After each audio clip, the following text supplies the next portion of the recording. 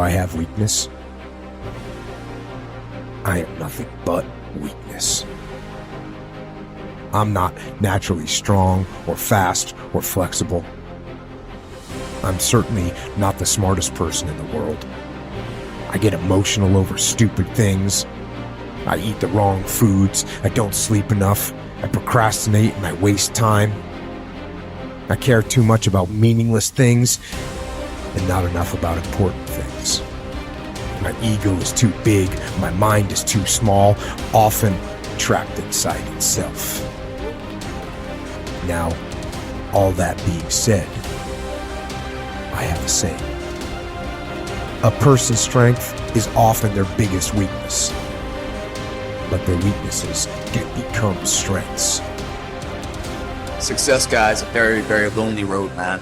Along that road, you're not going to see too many friends. You see your shadow most often. You got to trust in the heart of hearts.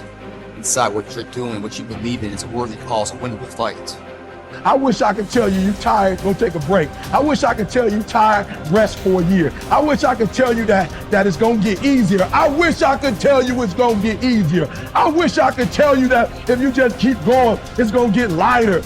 I dare you to take a stand today to say no more. I will no longer accept this for my life. I dare you to take action today. I dare you to write your goals down and get someone to hold you accountable. I dare you to hold yourself accountable.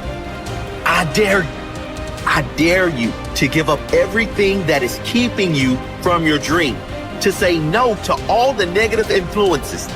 I dare you to pick up a book instead of a drink. I dare you to work harder than you think you did yesterday. I dare you to prove them wrong.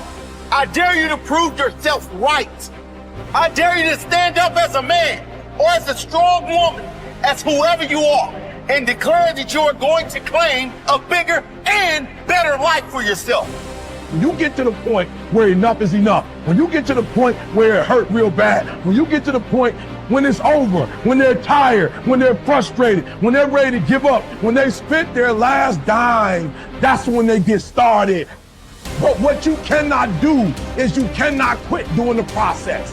You cannot give up because it ain't what you see. You cannot give up. Pain is there to make you better.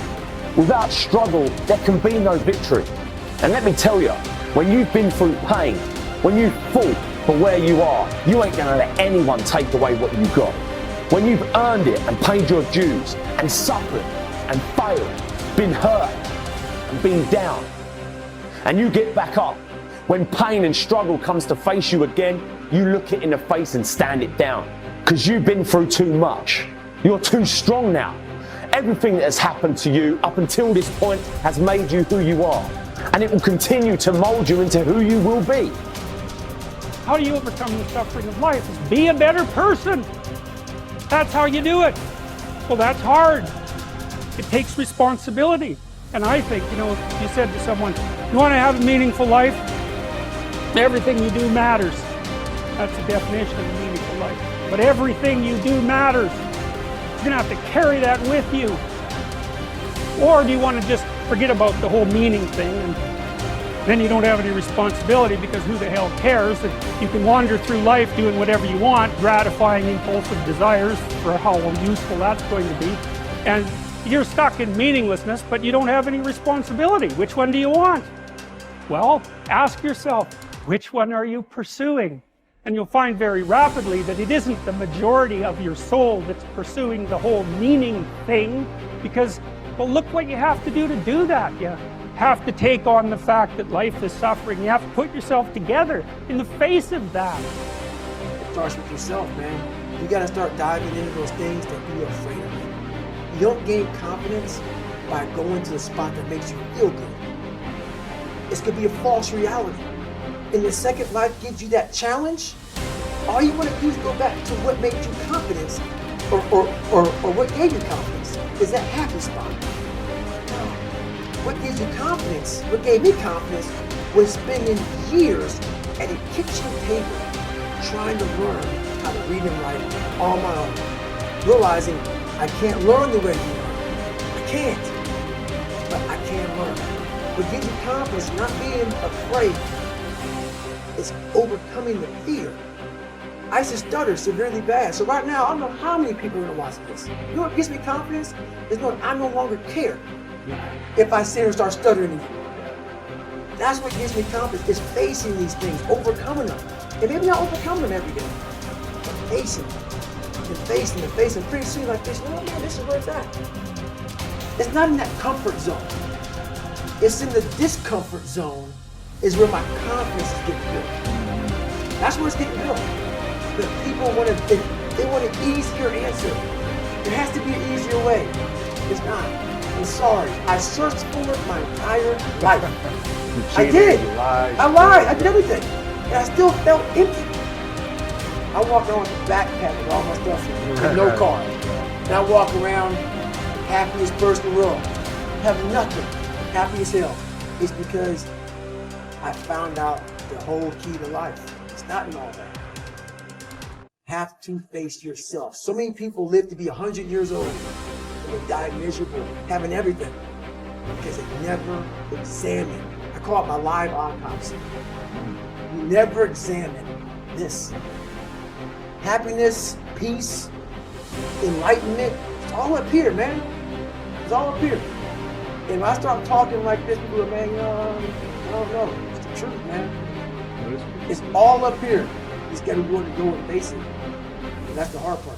Attitude is a reflection, a result of a person's will.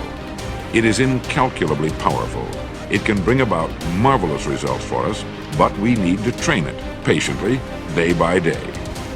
Now let's talk about the attitudes of people who are successful. The top 5% of the people who go sailing through life from one success to another and who, even when they fail at something, shrug it off and head right out again. No matter who the person is or what he does, men and women in sales, business executives, people in all the professions, wives and mothers, students, top people in the armed forces, public servants, men and women in the service of religion, working men and women in all fields of endeavor, wherever you find a person doing an outstanding job and getting outstanding results, you will find a person with the right kind of attitude. These people take the attitude toward themselves that they can accomplish what they set out to accomplish, that there's no good reason on earth why they can't be competent, successful. They have a healthy attitude toward themselves and, as a result, toward life and the things they want to accomplish. And because of this, they achieve some remarkable things, and they come to be called successful, outstanding, brilliant, lucky, and a lot of other things. They're quite frequently no more brilliant or outstanding than the majority of the people by whom they're surrounded. But they did develop the right attitude, and they found their accomplishments not too difficult, and many times surprisingly easy, simply because it seems that so few are really trying, really believe in themselves. Successful people come in all shapes and sizes and in widely varying degrees of intelligence, background, and so on. But they all have one thing in common. They expect more good out of life than bad. They expect to succeed more than they fail.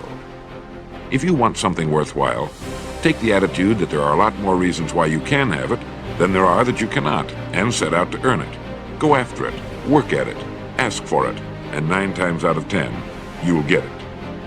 Our environment is really a mirror of our mental attitude.